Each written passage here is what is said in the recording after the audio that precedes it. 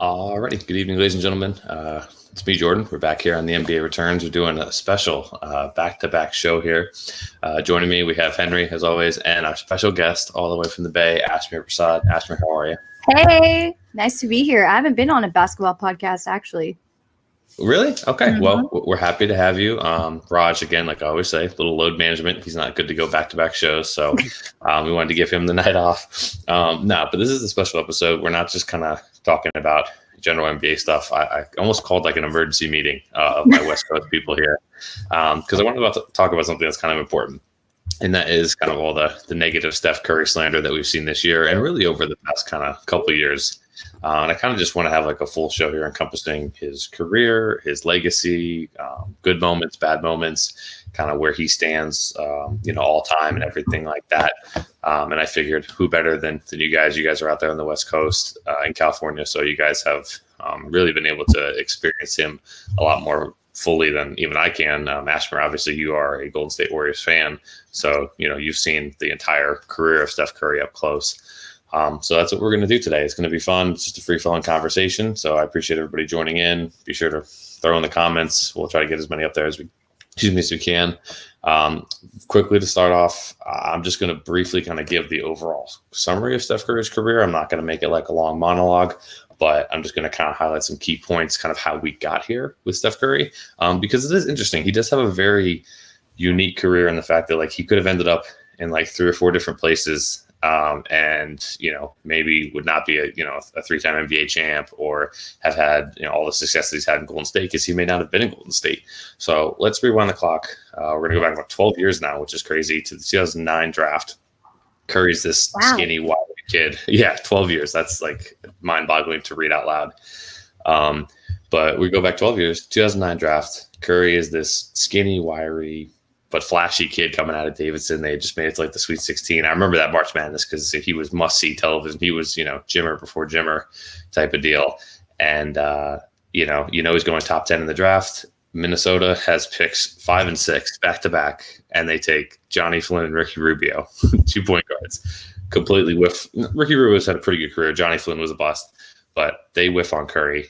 And then Golden State obviously takes him at 7. The poor Knicks had the 8th pick.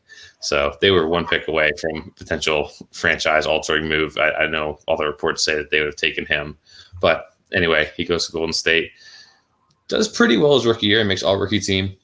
And then we kind of hit some of those ankle injuries. And I think that's like the first important footnote in Curry's career. He has a couple of them, including that big ankle surgery. I think after like the 2011-12 season or 10-11 season. He only plays 25, 30 games. There's concerns about whether or not he's going to be able to, long-term stay in the league, which seems funny to say now, but back then it was a real serious issue. He had to have a couple surgeries. He had to learn how to run and walk again in a certain way that would kind of help prevent those injuries moving forward.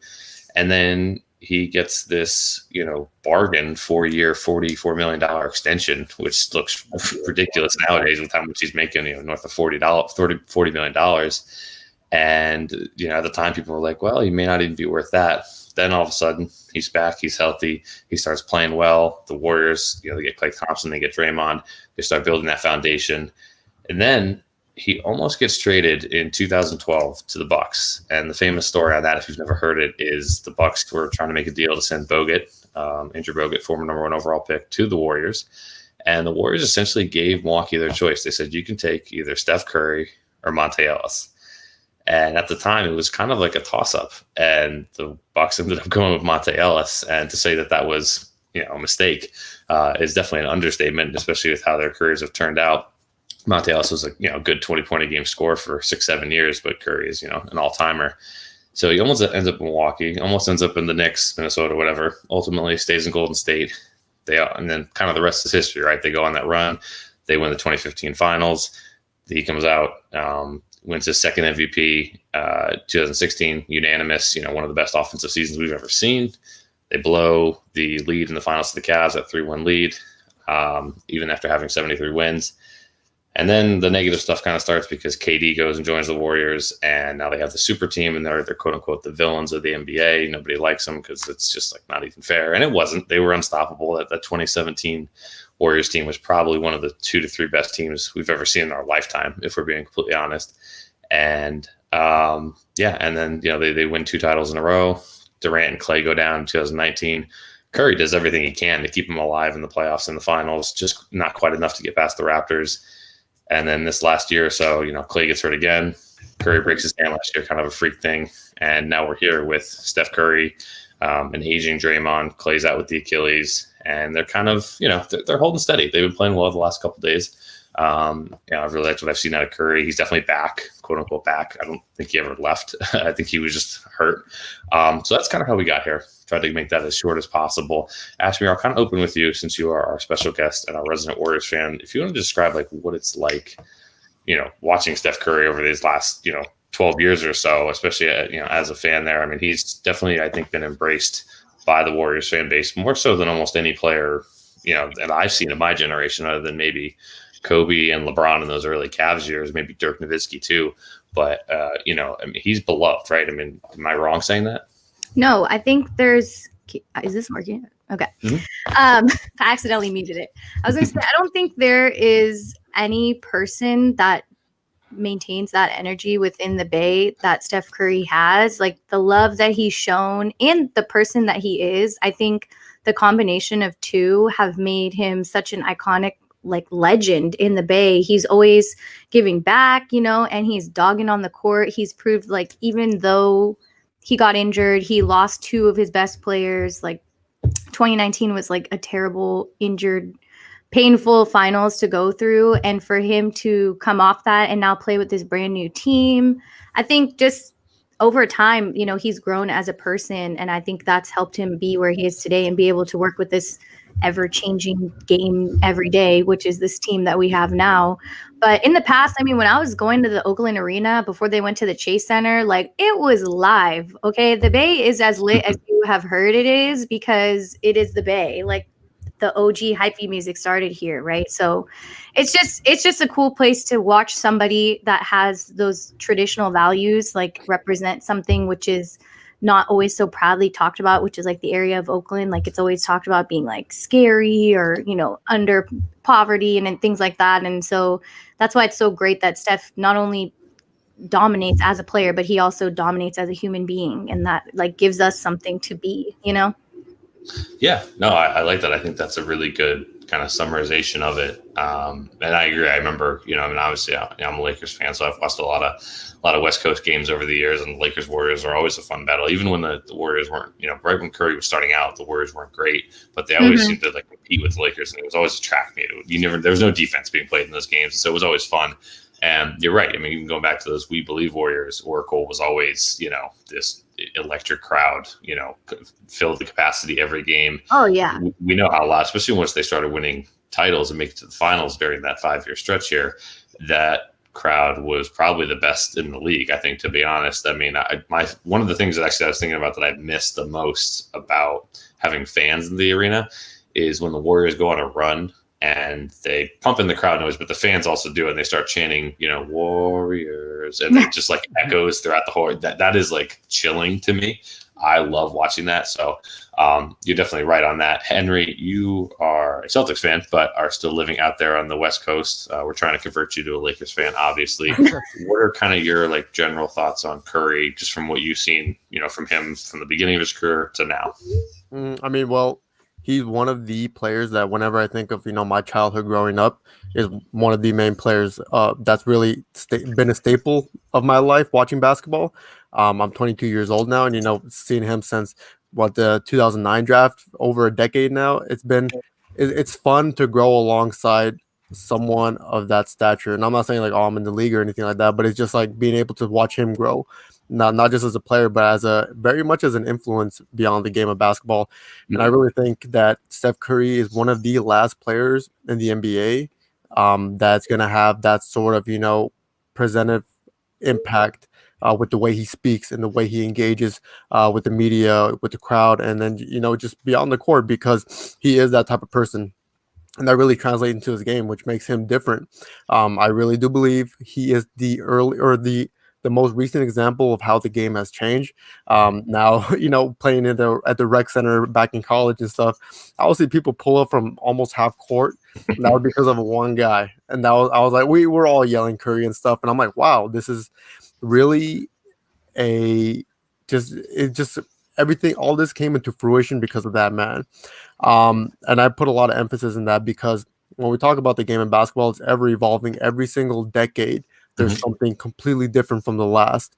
And now I really do believe, the 2020s are going to be the most talent-packed age of basketball because of what, just came off of that, because there's going to be people that are adapting to shooting almost from half court, like Steph Curry, or pulling off almost impossible like him, because he's inspired, not just a generation of American athletes, but overseas athletes and people just watching basketball. His impact is, I can't put into words, as in why I'm struggling to put into words right now, but and then also I think the best thing is just seeing him still be a warrior, up to this point. And that's very rare. That's become a rarity now in this day and age in the NBA. No real team, or no player is really going to stick with their team through thick and thin anymore.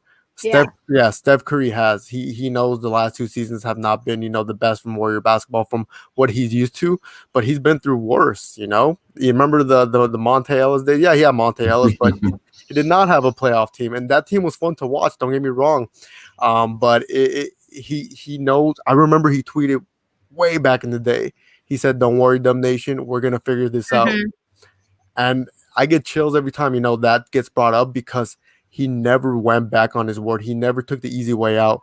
And a tweet I saw recently was, it's very true. If his team is struggling this season, do you guys think Steph Curry is going to be the type of player to look for a trade? No, he's not. And that's so rare these days. And that's why I have such high respect for Steph Curry, not just as a player, but as a person beyond the game of basketball.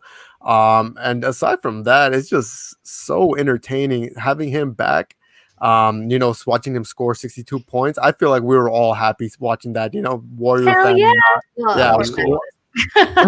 Warrior fan or not, I know Ashmere is hyped because she's a Warrior fan. She has all the reason to, and Bay Area fans should have a reason to be happy still, because they do have their main centerpiece. I know Klay Thompson is out, which is a bummer because the Warriors now recently are playing better basketball. So now imagine Klay back in that lineup. That'd obviously be a lot better, but it just goes to show, Steph Curry is up for the challenge. He can have an MVP season this season, and I hope he does, because I'm trying to watch 2016 Steph Curry basketball again, and so far he hasn't, proven short of that. But aside from that, Steph Curry to me is one of a kind, and I hope he finishes his career with Golden State. So, what do you guys think on that? I have a question. Go ahead. I want to know how you, as a Laker fan, felt when the Bay Area was on the rise with Steph. And then I want to know, as a SoCal resident, how it was like hearing the Bay rise up, because those are like, you guys represent LA in 2 different forms. So I'm curious.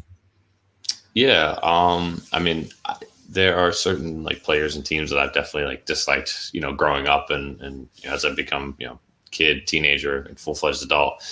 You look at the Celtics, some of those LeBron teams, especially those Heat teams, stuff like that. But like I think Curry and those Warriors always were under the exception of like there's never been a moment where I've like disliked Curry. I just think that what he's done on the court for the game, which you guys touched on with his like influence. Look at a lot of the guys today, Dame Lillard, Trae Young, all those guys, that they're not doing all the things that they're doing if Steph Curry doesn't do it first. You look at just, the off the court stuff too. He's a great teammate to everybody. No one says a bad word about him. He's a nice guy. He's never in trouble. He's never done anything that I've like disliked really in any way at all. So personally, as a Lakers fan, even though they've beaten us definitely a fair share of times this past like decade, I've had no problems with him. I always root for him. When we play them, I hope that the Lakers always win, obviously, but if Curry goes off for 40, I'm not like sitting there getting frustrated. I'm just like, that's what he does, So for me, there's never been any hate towards Steph Curry. I enjoy watching every second of his games. Okay, LA man. It was coming from a Celtics fan. It was weird because I do, have a bunch of friends who are Laker fans, and just being a SoCal native, it was weird. I think Jordan can attest to this, that a near decade of poor Laker basketball was weird to go through. Yes. And it was Sad. hard. It was very hard because I That's do sad know advice. the lineups with Wesley. Well, who was it? It was Wesley Johnson, Robert Stockley, Ryan Kelly. Ryan Kelly, and I know those were dark days, but it was actually, I feel like it came at an appropriate time because in 2013, when the Golden State Warriors made the playoffs, they went against the first round against the Denver Nuggets. If you guys recall, like that was the Lakers' last okay year before their downfall in the 2010s. And that, I feel like that was, very symbolic to who was gonna step up to that plate and take the Lakers' role, being the dominant figure in the West. Steph Curry came about. Jordan, did they win against the Denver Nuggets in that first round? Yes, that was the 2013 playoffs. They upset the Nuggets. They were, I think, Yeah, I remember here. Nuggets. I for some reason I know this well from podcasts and stuff, but I think the Nuggets were like minus 200 something money line to win the whole series. So the Warriors were definitely underdogs, and they came out there and beat them. And they lost to the Spurs in like 6 or 7 games, and the Spurs won the title that year. And they were very competitive against them. Yeah, and their second best player was Jared Jack. You remember that name? Yeah, Jared Jack. Okay.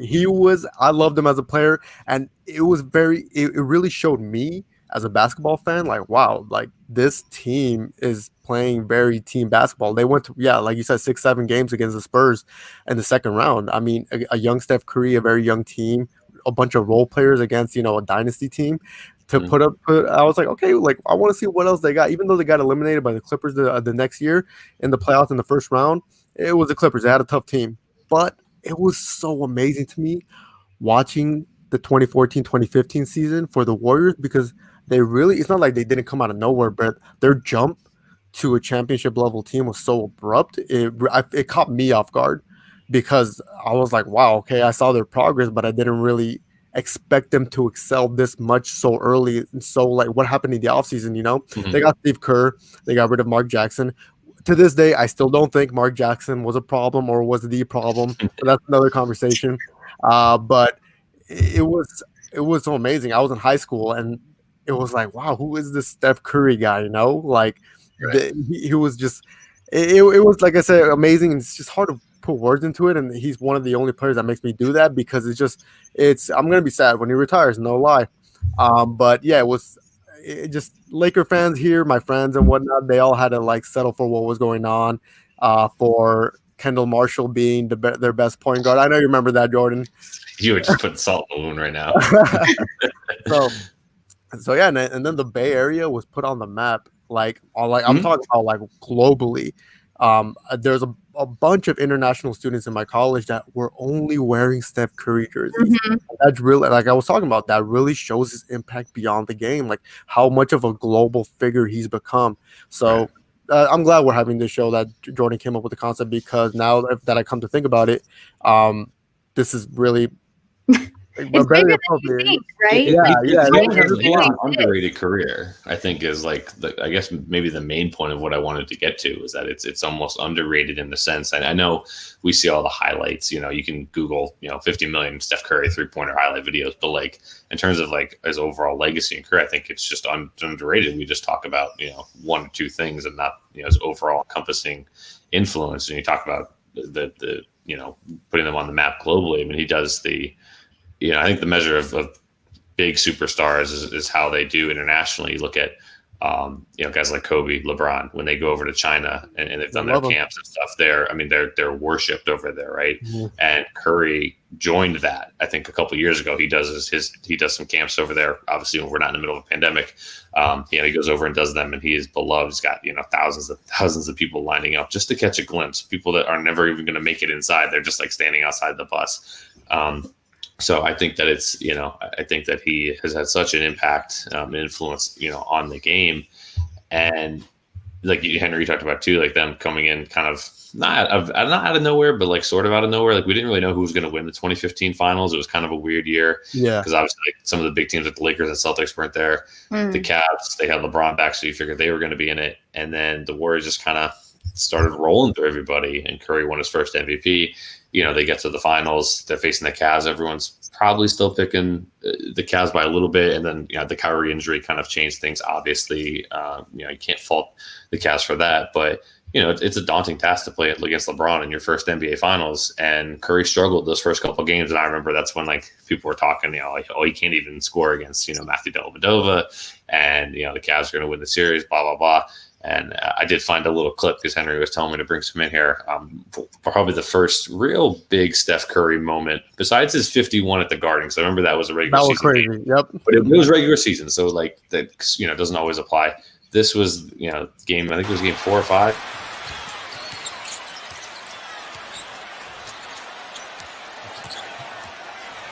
Curry looking for that opening. Steps back.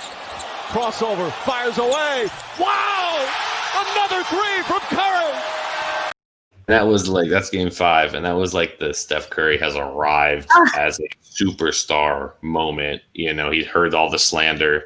He didn't play well those first couple of games. And I think the last, I think I put it up there earlier, games, 3 through 6, he goes out there, he puts up, 28, 6 and 5. He shoots 50% from the field, 47% from 3. And obviously they win the finals. He gets robbed of the finals MVP. I know Iggy did a good job. I know, it's nothing against anybody else. It's just against the media for whatever reason, not realizing that Steph Curry was the most valuable player on that. And, people, you get uneducated sports fans that bring that up. They're well, Steph doesn't have a finals MVP. And it's well, he should have at least one. I don't disagree with Durant getting them, the 2 years that they won when he was there, because Durant was the best player in the world. But Steph should at least have one.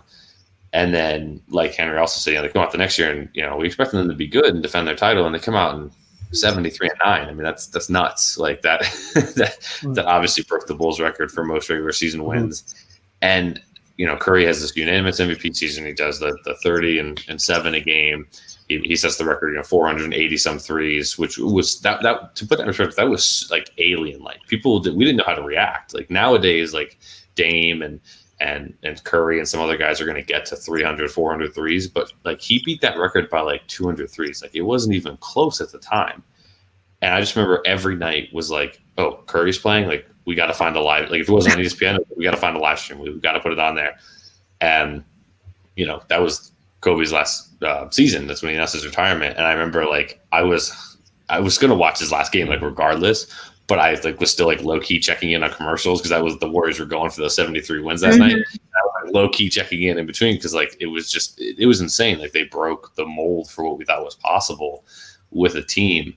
Ashmere, what was that? Do you remember anything about that season? I mean, obviously, they said they were must see every night. He had a lot of big moments, but if you want to talk anything about that. Yeah, when we got to the point where we had won 20 in a row, I was man, we should just shoot for 50. Why even stop? Nobody can take us down.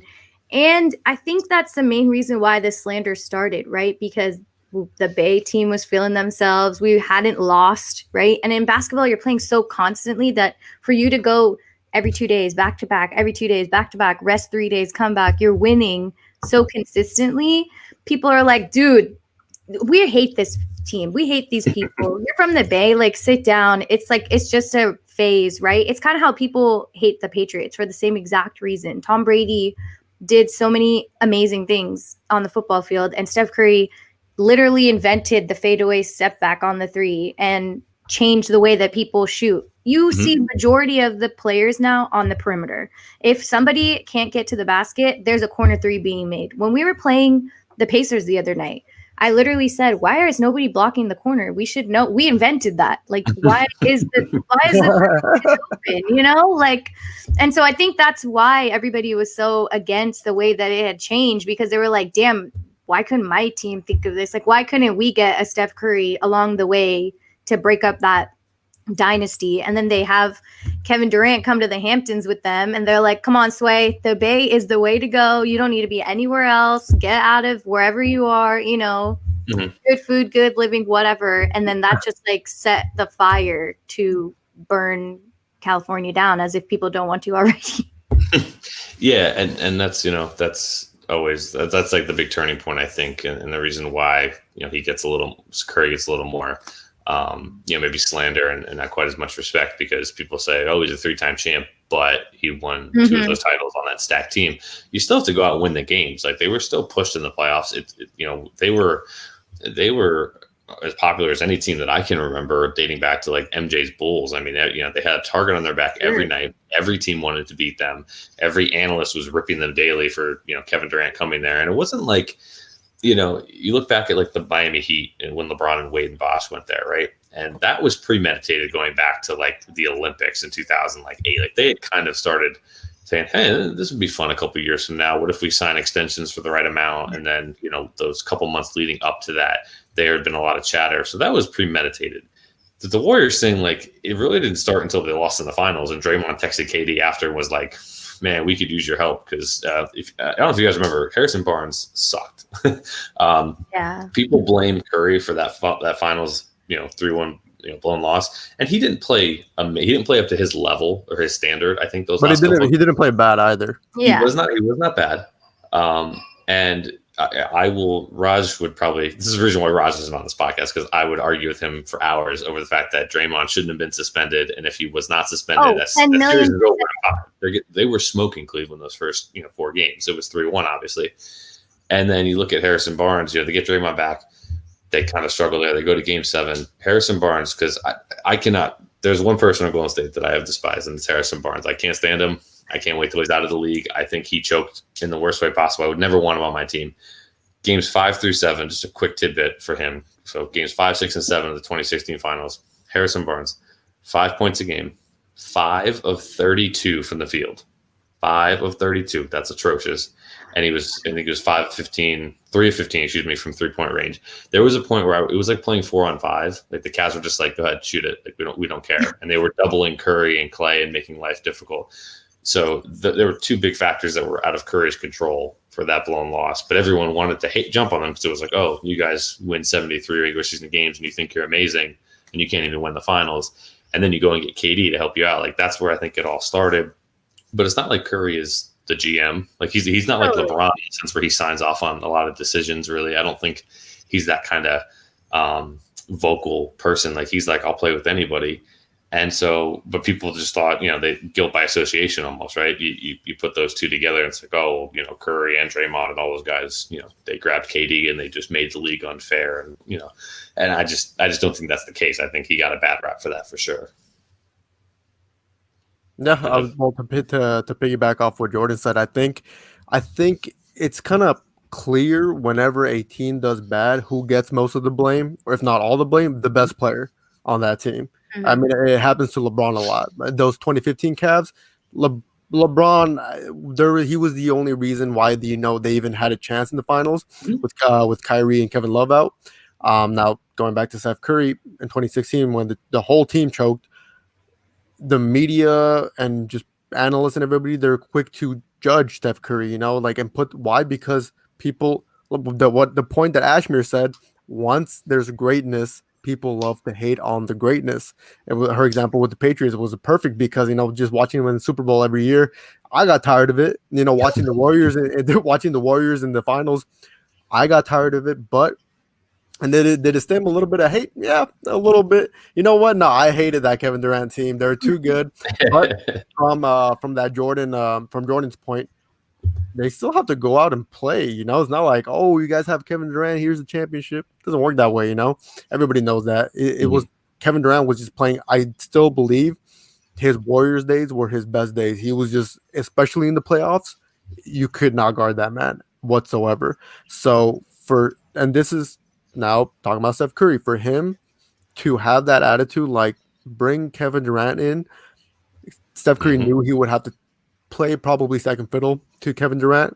And you know what? There's an article by Sports Illustrated that I read. I forgot who wrote it, but it was really depicting like Steph Curry's biggest kryptonite is Kevin Durant. And that was so true, because not only is his, possessions depleted, but also his points per game weren't depleted that much because in 2018 and 2018, he was averaging 27 points a game, which is still amazing, having Kevin Durant on the team. Yeah. But we all knew who the best skilled player was on that team. It was Kevin Durant. Who was getting the last shots in the finals? Kevin Durant. Did Curry care? Was he like that should be me and stuff? No, and that's so great about him. Mhm. He's not a James Harden. He's not a Kyrie Irving. That he doesn't care if he's a Robin for a span. Because he knows the betterment of all that is going to go to the team. Not about individualism, and I feel that's what separates Curry from these pack of superstars. He is the last guy to be selfish enough to think about him first over the team. And that just that just goes back to Ashmere's point. That all went to just greatness, and everybody just loves to hate on greatness. Why? Because I did. I hated that team so much.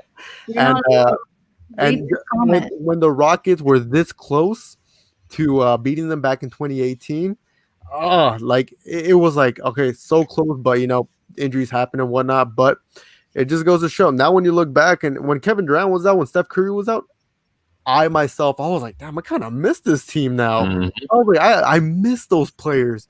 And it was like, now having them back, I was just looking at them like, okay, time to appreciate this before they're out, because they're getting old, and that's the scary part. Jordan, I think you talk about this sometimes. It's just like watching some of these players now, enter their 14th, 15th season and stuff, where you're like, what? Not too long ago, they were like in their 6th season. It's crazy to think. So now I'm at that point with take KD out of the equation. I'm at that point with Steph Curry. Just every game I'm able to watch him play, I'm gonna watch him play, because I know he's gonna be gone before we know it. Years pass by very, very quick. And just enjoy his prime while it lasts, because we're never going to see a player like that ever again. And shout out to Ashmere for being a Bay Area native, because she's over there with all those fans having Steph Curry back. But Ashmere, what do you think? Especially being in the Bay Area, having Steph Curry back, having friends who watch sports and basketball. Just how does it feel knowing you guys do have him back? After such a long, what it feels like a long absence. What does it mean to you? I had like 2 questions I was going to ask you guys in between. But I'll answer this first.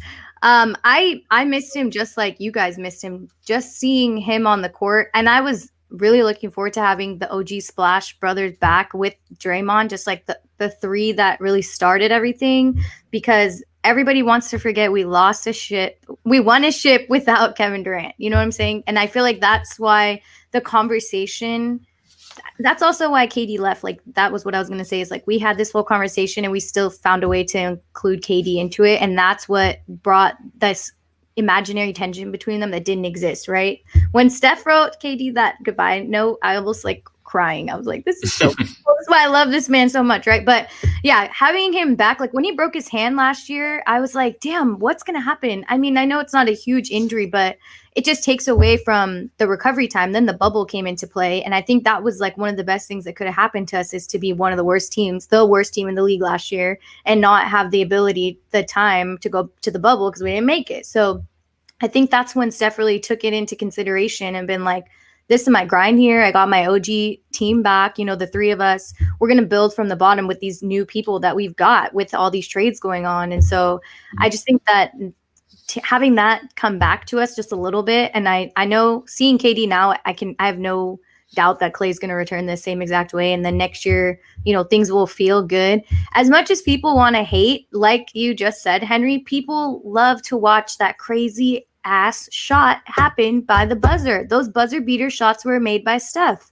And the fact that players also were playing at their best moment when they played the Warriors, right? Like when you're playing the best team, you want to beat the best team but it's going to take a little bit more out of you. And so I think that's also what was so cool. And that's what changes the way that basketball had become, because you're playing like 250%, but if you're playing like the Hornets, you're playing like 85%, you could still win, so. Yeah, no, those are good points. I've been trying to like in my head keep like track of like all your points, because like I want to make little tidbits. The one thing I want to say with you guys, I had like so many questions I was going to ask. Forget it. Well, so the one thing to talk about with Curry, obviously we've talked about the influence and like the deep 3-pointers, everything. He is one of maybe 3-4 guys ever that I've watched. Probably along with Kobe, Durant, and there's probably one more that I'm forgetting, where I've like seen them, live, not like MJ and stuff, but like my era, where I've watched them and been like, every shot I think is going in. And Curry is like at the top of that list. Like every time he shoots, I'm like almost surprised when he misses. Like, and I know it's obviously not feasible for him to make 100% of the shots, but I think that everyone's going in. Like I assume that, as opposed to most guys, I think, you look for the rebound or whatever. But so I think that's like a testament, obviously, to his shooting ability. He's without a doubt the greatest shooter ever. I don't think there's really much debate. It's no disrespect to, Clay or Reggie Miller or Ray Allen or anybody. He's just that much better.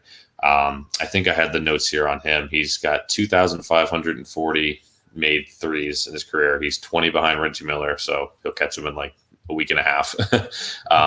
And then he's about, 433 from Ray Allen, which sounds like a lot, but if he hits another like 200 this year, that means he'll get it next year. So probably by this time next year, or maybe, depending on when they start the season, maybe 30 games in next year, he should have the record, which is incredible.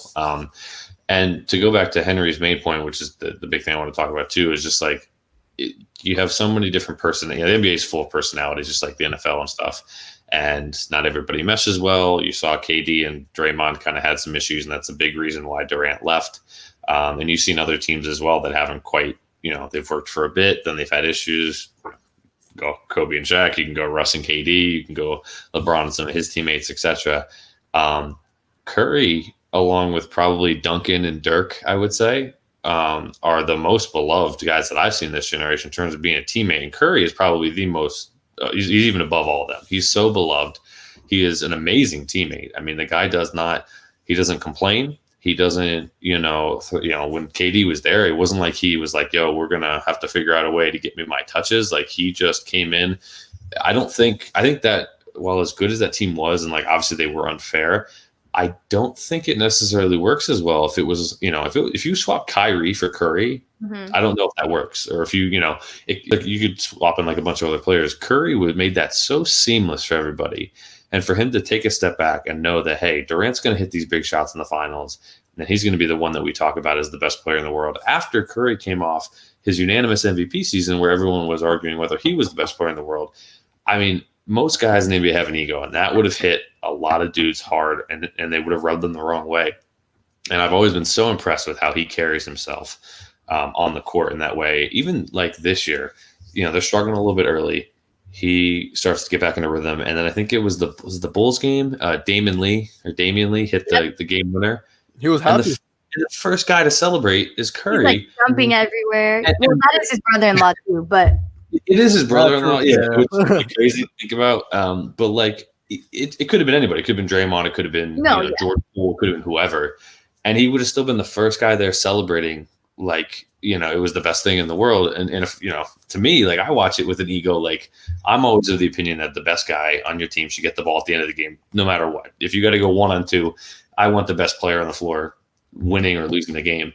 And for him to just be like, yeah, let this guy take it. He's open. The play worked for him and he hit it. And for him to be so happy, like, I just think that's such an underrated part. And I think it matters. I think, you talk about overall legacy and where guys rank, you obviously have the stats and the resume and the skill set and everything like that. But being a good teammate does matter.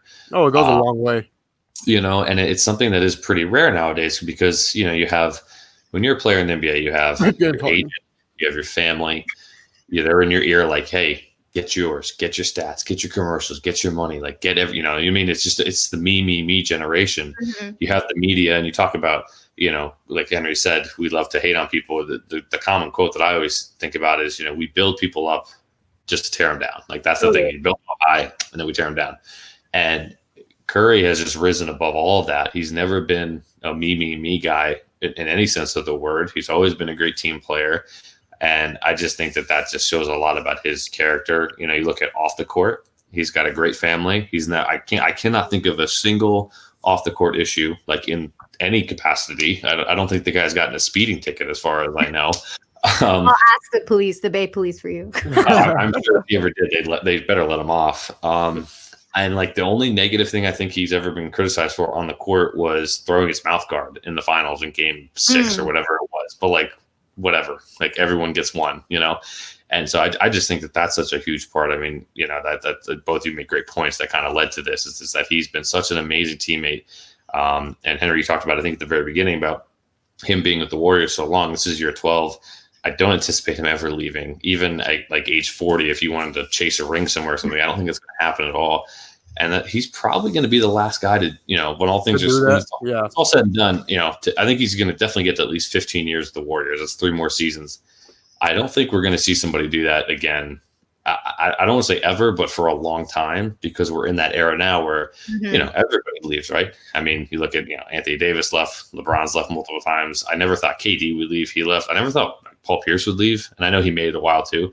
He eventually left. Like so many guys from this era have started to leave and switch franchises. We're just in that mindset right now where if you're not happy, you got to move on.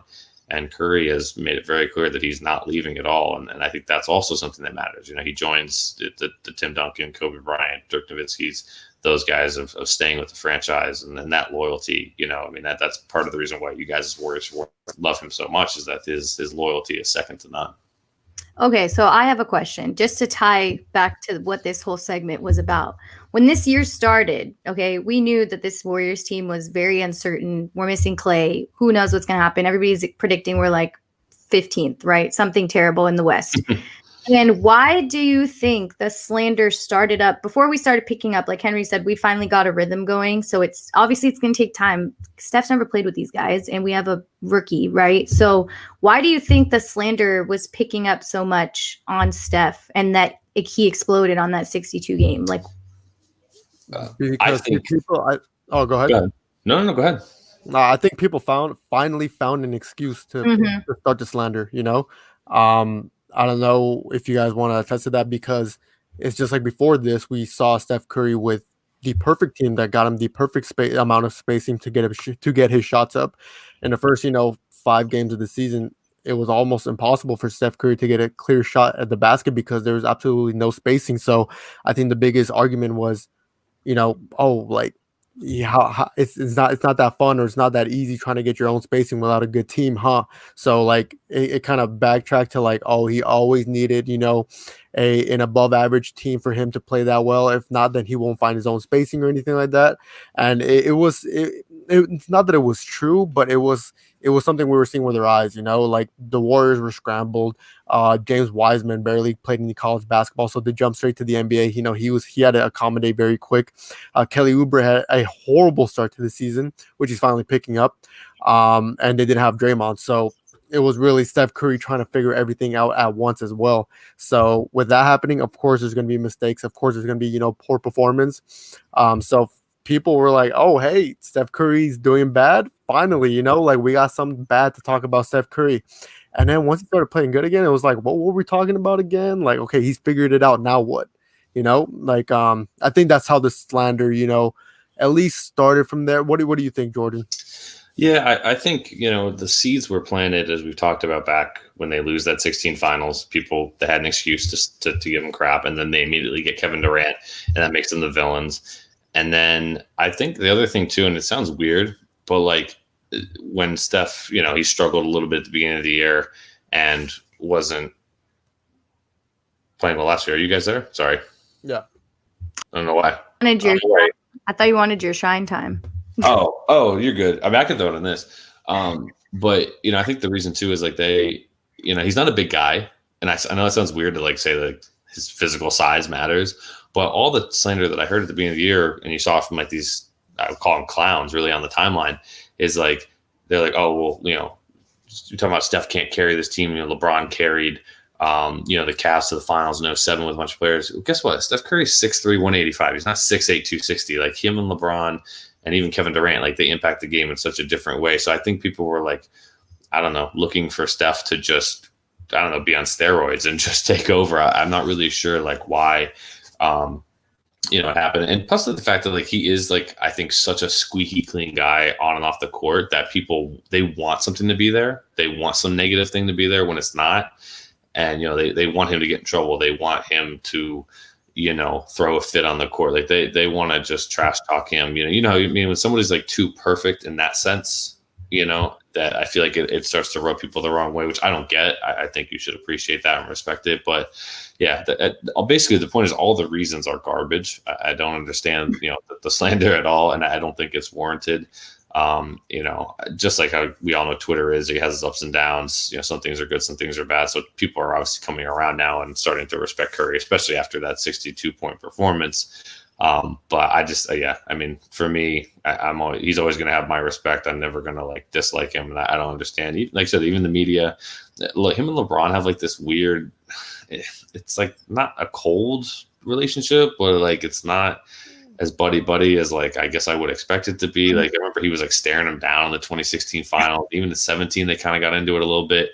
And it's weird that like, LeBron and Draymond seem to be super cool, even though they were taking nut shots at each other in the 16 finals. And LeBron's having them on the show now, on the shop or whatever. And then, but him and Curry like are not tight, when him and Curry are two of the most influential people of this generation, basketball wise, and realistically should be like partnering together. But like, I remember when the Cavs came back, they had the Halloween party the next year, and they had like the Curry tombstone thing that they were like stepping on and 3-1 lead. Like that, I don't know. Even amongst his peers, it seems like he doesn't quite get the respect that he deserves.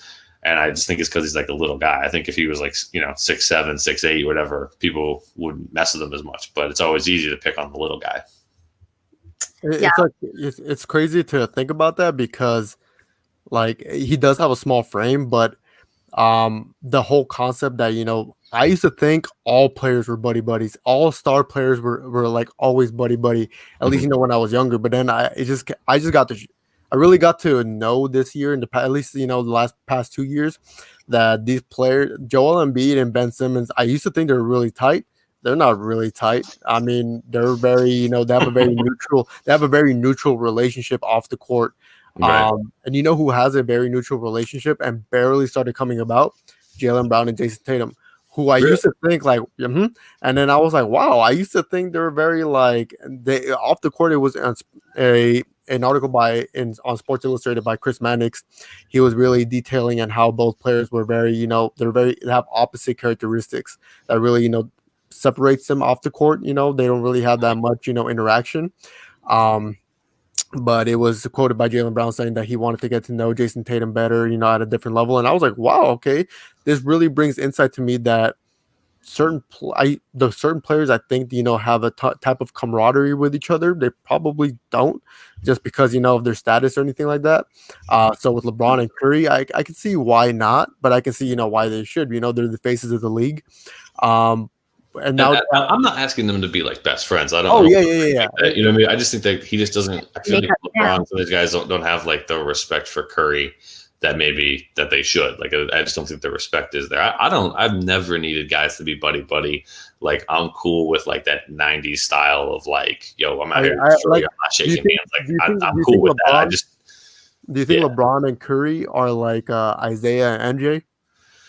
Yeah, I mean a little bit. Not to that extent. Like, I was like, MJ really hates Isaiah Thomas, as you see. They were in the documentary. It came years later that he needed to emphasize how much he stand the man. Okay. Yeah, actually, true. But I think, I mean, maybe over time, like now that like that's cooled off, right? You have the Lakers who are in a, you know, LeBron's in a different phase of his career. He's still playing obviously very well, but he's like, there's not that Cleveland Golden State like back and forth. I think that wore everybody out too, from, you know, 4 straight finals and stuff like that. So I think now that things are cooled off, maybe it's a little bit better. But I just remember like in the moment, it was like, wait, why are we like not cool with Steph Curry? Like, what did he do to us? Also, shout out to Henry. It took 46 minutes for him to start talking about the Celtics, so that's pretty good. Hey, it was connected somewhat. I mean, I won't keep us too much longer. We'll wrap up with a couple of quick things. I did have 2 more clips that I wanted to share. I did do a little trim in today for you, Henry. Just some of my favorite Curry moments. We already showed one of them, which was the crossover on Dellavedova, just because I love that. He just gave him the works. This other one, this is a very quick one, but it's you know, poor Chris Paul.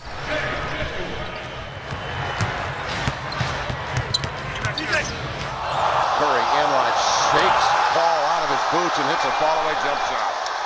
You want to see that is I remember watching that. That's one of the best defensive guards of all time in Chris Paul, and he got the business. And probably my favorite all-time Steph Curry moment, and I'm sure you guys know what this is. Like I said, 2016, they were the team to watch every single night. I wanted to see what was going on, and they met the Thunder in the middle of February for what was an epic game. Goes into overtime. Durant ends up fouling out Curry, and in that moment, obviously the record's been broken, but he tied Kobe and Donyell Marshall for most threes in that game with 12, including the last one, which came on. I remember, like, we have those moments in sports where, like, where you were, who you were with. This is one of those moments for me. I know it's a regular season game. I was in my apartment. There's like 6-7 of us watching on a Friday night, and he hit it, and we just went nuts. Like, some of my friends weren't even big basketball fans, but they just knew of, like, the importance of it. And just watch. They do have a timeout. Decide not to use it. Curry, way downtown. Bang! Bang! Oh, what a shot from Curry! With 0.6 of a second remaining. The brilliant shooting of Stephen Curry continues. It's not even a great shot. If I'm being honest, it's not a good shot. Like, I wouldn't advise most people to take that shot. But, like, Steph obviously had the green light. And that was just, it was just one of those things like, wow, this guy is in the middle of just an unreal season. He's unconscious in the field. And that was such a crazy moment. We can wrap up kind of, I guess, with where, I don't like discussing a lot of, like, where guys rank all time while they're still playing, because to me, it's like your resume is not finished. You're still working on it. LeBron is obviously has such a deep resume that, like, you can put him in that top, 2 or 3 conversation, and that's fine. But Curry's kind of a tough one because of some of those injuries early on. Like, he's only a 6-time All-Star. He's only a 6-time All-NBA, which, like, I'm not trying to downplay it, but, like, you look at some of the other guys that are all-time, they have, they're in the double digits, and he's not quite there yet, although I think this year he'll get there, so he should be at 7-7. 3-time champ, 2-time regular season MVP. I'm giving him the 15 Finals MVP. Like, I'm just going to put it on the resume. He's the 2015 Finals MVP. I don't care what the media, like, incorrectly thinks. But, like, where do you guys think, and put it in perspective, most people have Curry somewhere in, like, that fit. Some people have him as high as, like, 15, 14. I've seen on the Bleach Report. And some people have him, like, in the mid-20s. To give you guys, like, perspective on who's, like, usually ranked around there. Going from, like, 25 down, it's usually, like, John Stockton, Scottie Pippen, Isaiah Thomas, KG, Charles Barkley, Karl Malone, Dr. J, and then you got to get towards the top and you have, like, Shaq, Moses Malone, stuff like that. Where do you guys, I don't need, like, a number or anything, but, like, where do you think Curry ranks, like, kind of historically? Ashmere, I'll kind of throw it to you since you're the expert Warriors fan here. Historically, I think that's a good number where you placed him at 14, 15. Could I think off the top of my head right now that 14 above him? Probably not. But no, that's okay. Yeah, I'm not trying to make you do, like, all the work there, but yeah, I'm like, let me do the math. Fair, like, to have, like, top 15, 20. You think that's fair? Yeah. Okay, Henry. Honestly, I got him in my top 10. Ooh. Okay. And the reason for that is because when I think of, ranking the all-time players, I this is the topic I always come back to. I think about who left their actual mark beyond accolades on the game of basketball. I think of Steph Curry. I literally think, like, he's the reason why there's even consideration for a 4-point line. Like, do you know how much of a game changer you have to be for stuff like that? Like, and and it just goes to show, like, okay, he doesn't have Finals MVPs, which is, I guess, the only stain. Which I agree, he should have been Finals MVP back in 2015. But that's, like, his only stain, I guess you can say, on his career. He hasn't won one in his Finals career. But god damn, like, no, I cannot think of, when I think of Kobe, I think of RIP. Like, a person who literally had the whole world yelling Kobe whenever you shot whatever into the trash can. LeBron came. He got drafted the year. Ain't nobody yelling LeBron when you shoot in the trash can. Don't forget that. No, yeah. And LeBron got drafted the year Michael Jordan retired. I was like, you LeBron's career is just that's like a fairy tale in its own that, like, when it's all wrapped up, you look back and, like, it really looks like a movie. And when I think of Steph Curry, I'm like, I think of this one guy, short frame or small frame, that everybody overlooked. He was not projected to be a franchise player.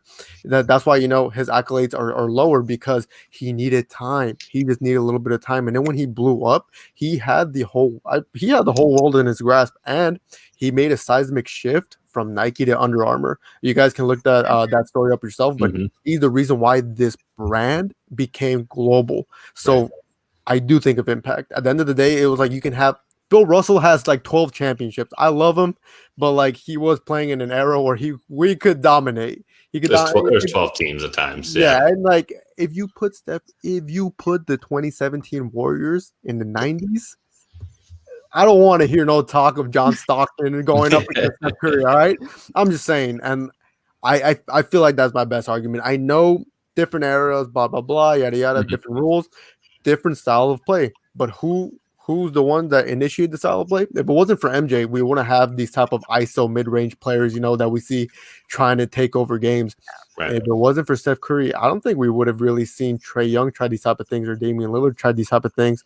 Now we're gonna have players getting drafted that are gonna extend their game like that because big men right now, they're expected to shoot threes. Remember Jordan back in like 2010 or whatever? That was not the case. No.